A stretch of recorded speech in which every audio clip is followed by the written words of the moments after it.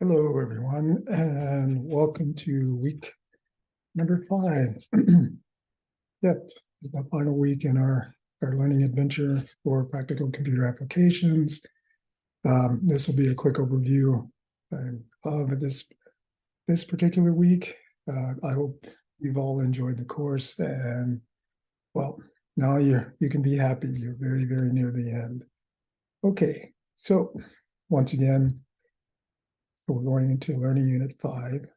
Just click on the link. And as you see in the overview here, or just a summary here, we're going to talk about Excel charts, excuse me. And Excel is a very useful tool. And basically, as far as its usability, from a very, initial functional level, I've used it quite a bit.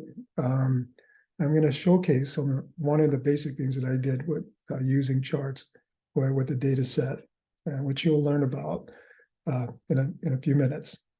But first, let me just review your requirements for the week. You should be used to this now. And a discussion question, how are charts useful in Excel worksheets? Name 3 types of charts available in Excel and describe with an example how each might be used. What are some things you can do with a chart to make the information clear to a reader? And that's the key here. And then finally, what are some things you can do with a chart to make it more visually appealing? So remember, that's the discussion question. Add your content there. And then you can move on to the other aspects. And then let's reflect assignments, creating and editing workbooks, working with formulas and functions, and learning Unit 5 project. And then finally, the quiz. I do want to focus on charts because this has been the most useful for me with Excel. I've done workbooks, but not a whole lot. And formulas, yes, the lesson on formulas will definitely help you a lot here. So I'm going to navigate to this simple worksheet just to show you how to create a chart, a basic flow chart using data from Excel. This worksheet represented the number of times a particular school viewed a webinar that we created. So essentially what you need to do is highlight what you want to create a chart from.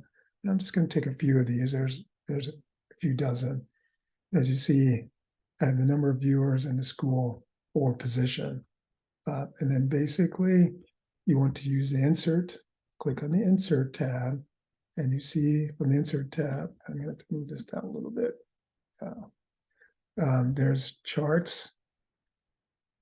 Excuse me a second while all right, there we go. So you see here's a bar chart, pie chart, etc. So you just click on the chart that's line that you want to create. And I'm trying to manipulate what zoom and all the other aspects. So we're going to talk about creating a pie chart. So you just click on the pie chart. It'll show you the options. And there's 2D, 3D, 2D bar, and 3D bar. We're going to do a 2D bar, which basically that's horizontal. So if you click on that, there you go. You see it creates a chart right away. And you can manipulate this by moving it around. And making it more viewable, visible.